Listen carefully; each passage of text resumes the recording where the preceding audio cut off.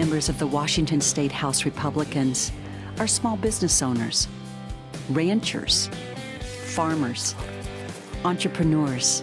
We consistently face the same challenges confronting employers throughout our state.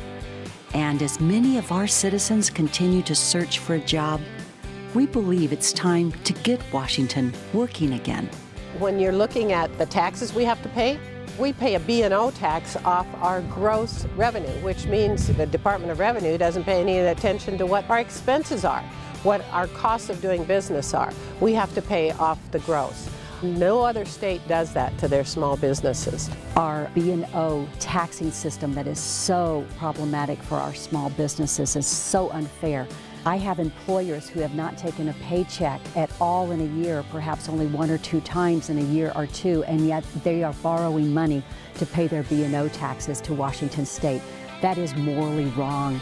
We have to have reform in the B&O tax structure that is more fair. We can't expect people to go out and work and put their lifeblood into something, all their dreams and their desires, and build something, and then take 75% of their income because of the way we structure our government. It was a timber-dependent, mining-dependent, ranching-dependent economy for many, many years, and they actually did pretty well that way. But we've lost most of that now. Highest unemployment in the state, I think, is in Ferry County right now. I got started in politics in large part because of the impact that government was having on businesses. I started a small business a few years back, and just watching the impact of government regulations and a little bit of overzealous agency interactions with businesses. And it really got me thinking about what is the true role of government, and how is government personally affecting my business, and how is government affecting other people's businesses and causing them to struggle or helping them.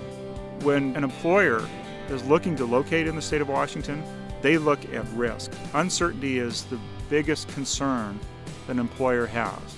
They can look at what things are now and make a decision as to whether or not the current set of conditions is a situation under which they can operate. But what they don't know is what will the state do to us next. And that uncertainty makes it very, very difficult. There's more red tape, there's more licensing, there's more cost of setup.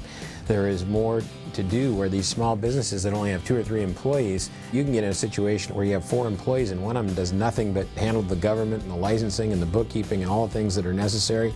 The other thing that really just hamstrings folks up here is the endless regulations. If regulations were finite, you can say, okay, we've got these many regulations, I get that, but it's just one on top of another, and it keeps coming, to the point where I and other colleagues supported a bill that would have basically established rule moratorium.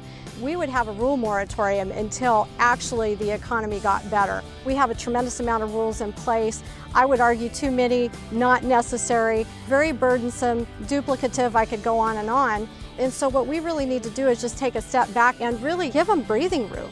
Give the small businesses more certainty.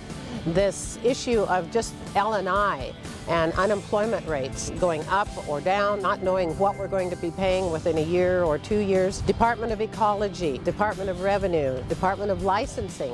What are the requirements that licensing is going to impose on various businesses? House Bill 2276, regulatory reform, did a number of things. It was an omnibus bill that really drove to what we believed was the heart of so many problems facing businesses and landowners in Washington State.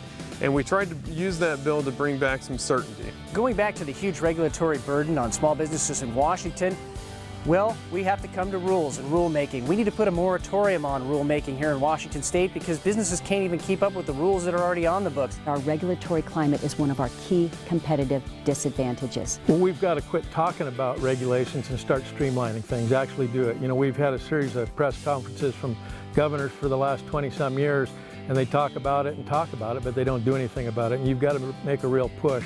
That mountain right there is called the Golden Reward for a pretty good reason, and tremendous interest right now, but we're having permitting issues. The mine up at Buckhorn is going right now. We finally got that going after 20 years in the permitting process. 20 years just for permits and close to $100 million. That's not construction, that's not a shovel in the ground, that is just permitting. So we've failed miserably in the state in the permitting arena, and we've got to do better. Many times our businesses want to expand, but they're inhibited by a costly and a long permitting process. If we can continue to work at that and get that streamlined to where businesses have assurance of if they go in for a permit, this is how long it's going to take, we can make big strides towards helping businesses rather than harming businesses or hindering businesses at the government level. The construction industry here in Washington State accounts for a huge portion of our jobs and a huge portion of our economy, but it's taken a hit here in the last 4 years during the economic downturn. One way we can spur construction and get those folks back to work is very simple. That is 90-day permits. At the end of 90 days, that permit is either granted or it's not. And if they don't make a decision, then it is automatically granted, so we can get government out of the way of those construction companies and get people back to work. We have to address our key competitive disadvantages in the area of our regulatory climate that creates such an incredible burden on our businesses. We've got to be able to have the freedom and flexibility to be attractive to businesses outside the area, and more important, keep the ones that we've got here right now. I think we have our work cut out for us in the next session. I hope that we see some leadership that's willing to bring the sides together and have some discussions. We really need to get out of the special interest mode and start thinking about our constituents. And I think if we can put the right program together and make the right adjustments like we did with worker compensation, that we can get Washington working again. So our primary goal, let's get Washington working again. Let's get Washington working again. We have to get government out of the way of small businesses so we can get Washington working again. With political courage, we can do the right things in Washington State, and we can get Washington working again.